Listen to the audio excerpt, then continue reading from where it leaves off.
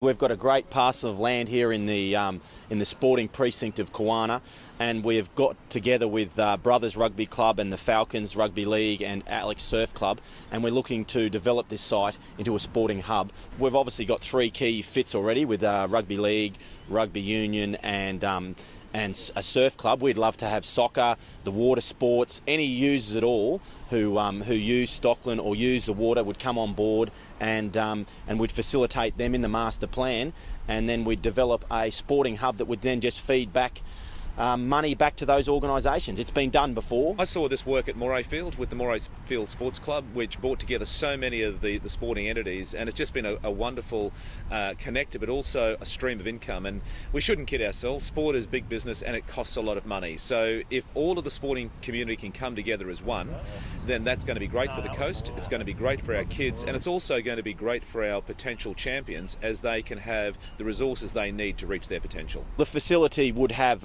accommodation. We know that there's a usage here for short-term accommodation where users can go and use the facilities. There'd be meeting rooms, a club, we'd see a big gymnasium and a big indoor area. We'd see storage for the water sports, we'd see storage for other areas. So there's some of the users we're looking at the moment. When you look here, it looks like a given, doesn't it? Sunshine coast, you've got a pool, you've got a footy ground, you've got all those people come for the head of the river, and they all go back. And if we had accommodation and a club, and it would be fantastic. To make it work, I think it's got to be a multi-use facility. I think it's got to fit all of the sports codes or deliver a benefit to all of the sports codes on the community.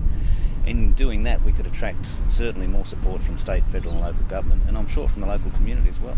We're a dynamic sporting community, but we are actually a small community. So it makes a lot when you go to state and federal and council and say, here's the entire sporting body, tens of thousands of children, young adults, health, well-being, as well as the tourism dollars. So it does improve our chances of attracting other financial assistance. We are imagining a licensed club because one of the key objectives is to create income, because as we know with these small organisations, it is hard work doing chook raffles and everything else like that. We're very encouraged from what we're hearing, and we're just sort of asking for those other user groups that may not have heard about this to certainly come along. Next Tuesday we have a sort of like a public consultation period up at the stadium, and that's on Tuesday at either 11 a.m. or 6 p.m. We'd like to see those other user groups maybe that haven't heard about this proposal come along and participate.